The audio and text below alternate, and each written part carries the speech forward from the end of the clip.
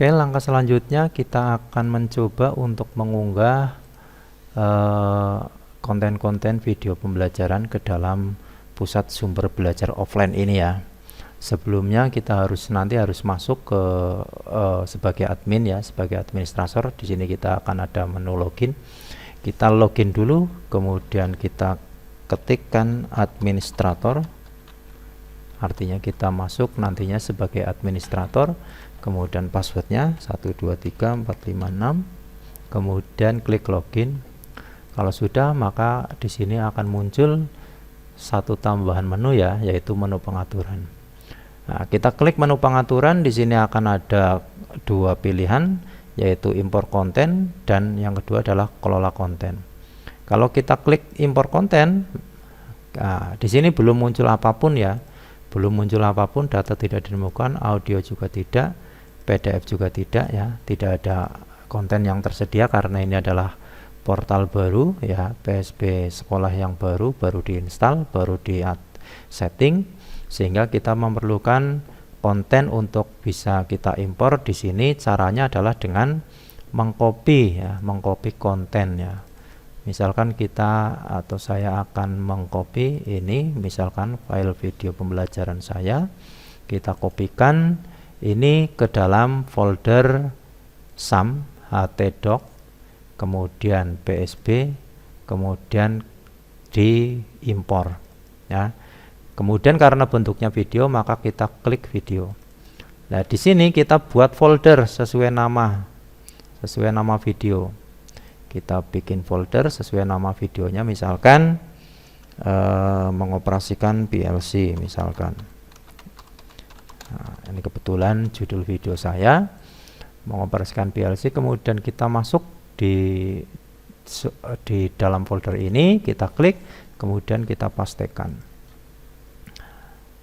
Sudah, kita tunggu sampai selesai.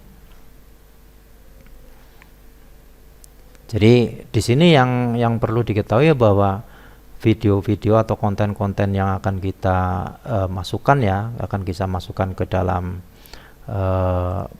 pusat sumber belajar ini, sebelumnya kita harus kopikan terlebih dahulu di folder di mana aplikasi PSB ini berada. Di mana aplikasi PSB ini berada, yaitu di folder ini, di folder SAM, htdoc, PSB, impor di ini ya, di htdoc PSB.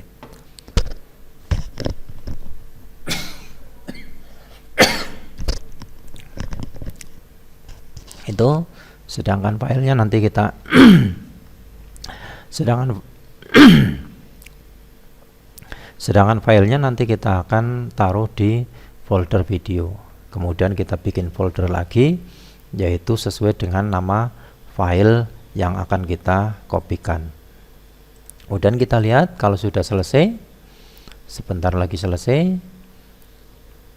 Kita perhatikan di sini. Nah, kalau sudah, nama file ini kita harus ganti ya, harus rename, ganti dengan video ya, cukup dengan video saja.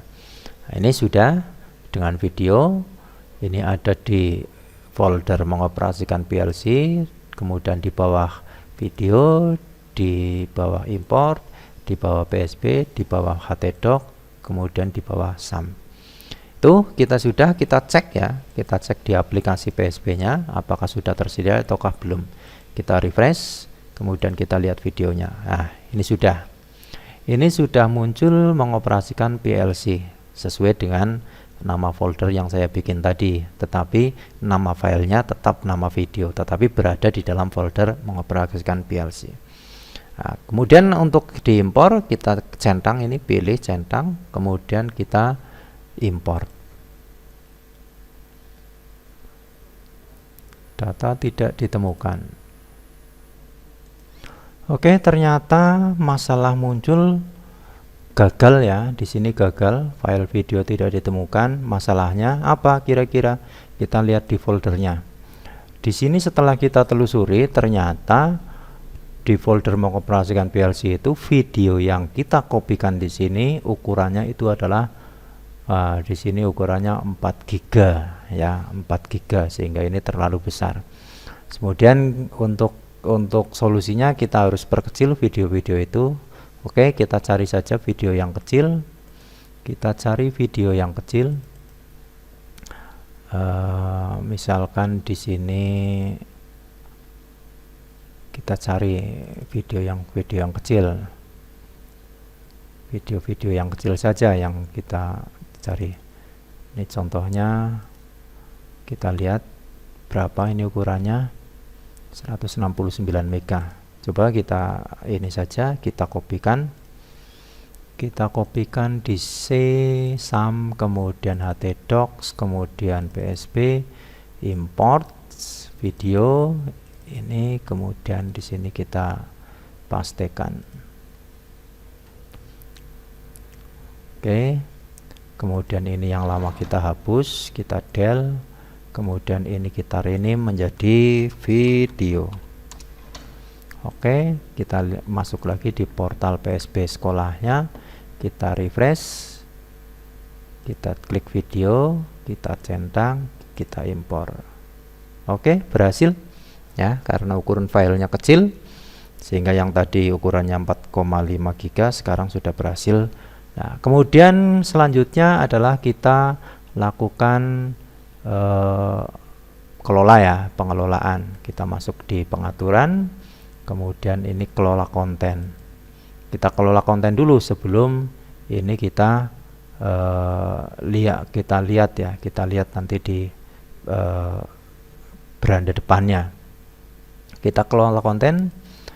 Jadi konten ini nanti akan kita kelola terlebih dahulu sebelum kita tampilkan ya.